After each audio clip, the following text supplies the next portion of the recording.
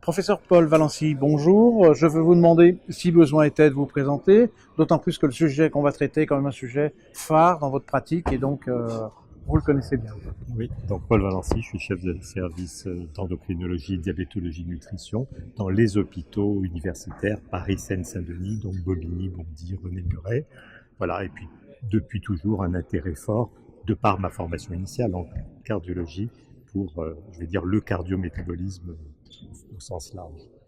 Alors, ce que je vous disais tout à l'heure, c'est que depuis, je veux presque dire depuis qu'on se connaît, parce que je trouve que les idées ont évolué. Vous êtes certainement toujours dans le même axe, mais il y a des gens qui ont peut-être été un petit peu moins systématiques, qui ont d'autres qui l'ont été plus. Donc aujourd'hui, est-ce que, avec votre compétence, vous pouvez me faire une petite synthèse pour dire où on en est dans le dépistage systématique de l'ischémie diabétique? Alors, de façon très claire, il n'y a pas de place pour le systématisme.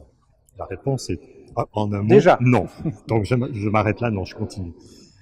En fait, depuis toujours, j'ai un intérêt pour cette complication du diabète, la maladie coronaire silencieuse, en disant qu'il y a certains patients qui l'ont, et je pense qu'on va leur rendre service en le dépistant et en la traitant de façon plus ou moins spécifique. Il ne s'agit pas que de contrôler les facteurs de risque, il s'agit de traiter aussi la maladie coronaire. Donc ces gens-là qui l'ont, il faudrait savoir les dépister. Mais ceux qui ne l'ont pas, idéalement, dans un monde idéal, je ne vais pas utiliser des tests qui ne sont pas rentables. On va éviter des examens qui ont toutes les chances de revenir négatifs. Donc voilà la préoccupation depuis toujours, c'est de mieux définir les critères justifiant le dépistage de la maladie coronaire silencieuse. Alors, justement, d'une justification à l'autre, quels sont les critères justificatifs qui poussent les praticiens à aller chez un patient plutôt qu'un autre chercher, traquer l'ischémie? Voilà. Donc, de plus en plus, on va dire, comme on contrôle mieux la maladie diabétique, on contrôle mieux les facteurs de risque, on a terriblement amélioré le pronostic des diabétiques et on va trouver beaucoup moins d'ischémie silencieuse par un même test que nous utilisons chez nous depuis près de 30 ans, la scintigraphie myocardique de stress. Nous étions à 30% d'ischémie silencieuse, parmi eux quelques-uns avec sténose, mais un tiers des patients diabétiques ayant d'autres facteurs de risque avaient l'ischémie. Actuellement, c'est impressionnant. Nous en sommes à 11%. Et parmi ces patients, un tiers a des sténoses. Donc finalement, si je propose un test de dépistage fonctionnel à un diabétique que je présume à haut risque ou à très haut risque, eh bien, il y a 10 d'entre eux qui vont être positifs, 10 sur 100, mais au final que 3 ou 4 qui ont des sténoses significatives, et parmi eux, quelques-uns, peut-être un au final, qui va bénéficier de revascularisation parce que les lésions sont éligibles à une revascularisation. Donc il s'agit de très bien sélectionner ces patients, et on est très très loin du systématisme. Donc la question, chez qui? Chez qui il y a une catégorie de patients qui est d'emblée dans le très haut risque. Ce sont ceux qui ont la macroprotéinurie ou l'insuffisance rénale, et puis ceux qui ont une atteinte vasculaire périphérique, une artériopathie des membres inférieurs, un athérome sténosant carotidien. Oui, il y a des fortes chances de trouver la maladie coronaire silencieuse. Comme les cardiologues, les diabétologues disent qu'il y a déjà une première localisation. En plus, si j'ai bien compris, les diabétologues nous disent quand on a des signes d'atteinte rénale, quand Oui, même important, parce que vous atteinte n'avez rénale pas dit important. microalbuminurie. Tout à fait. Voilà, c'est une grande nuance. Dans les précédentes recommandations qui datent de 15 ans, avec Jacques Puel, nous avions, ce groupe, suggéré de dépistage dès la microalbuminurie. Aujourd'hui, ce n'est plus justifié. Donc, effectivement, macroprotéinurie et ou insuffisance rénale et ou artériopathie. Alors maintenant, Au-delà. les autres patients, qui est le gros de la troupe, eh bien, on repère a priori le haut ou le très haut risque. C'est pas très facile de distinguer entre les deux. Ça veut dire qu'il y a des facteurs de risque associés, des facteurs classiques. Il y a aussi plus de 20 ans de diabète. Oui, sans doute, le risque est probablement très élevé. Mais comment je vais conforter ce très haut risque? Aujourd'hui, la proposition est d'utiliser une espèce d'intégrateur ou marqueur du très haut risque qui est le score de classification coronaire évalué sur un scanner cardiaque sans injection.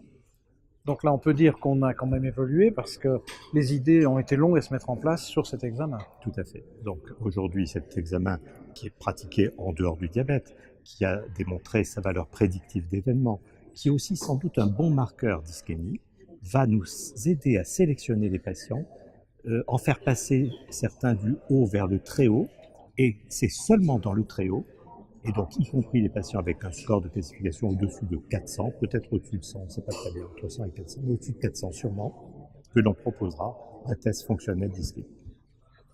Donc on arrive à une sélection, un ciblage des patients, et donc sur le total des patients que vous voyez, on est dans on parlait de pourcentage tout à l'heure, on a les 100. Alors, les 100 on a sur les 100. combien? Sur les 100, qui viennent à l'hôpital. Par rapport à la population, Oui, ils sont un peu biaisés. C'est biaisé, ça veut dire qu'ils sont déjà sélectionnés.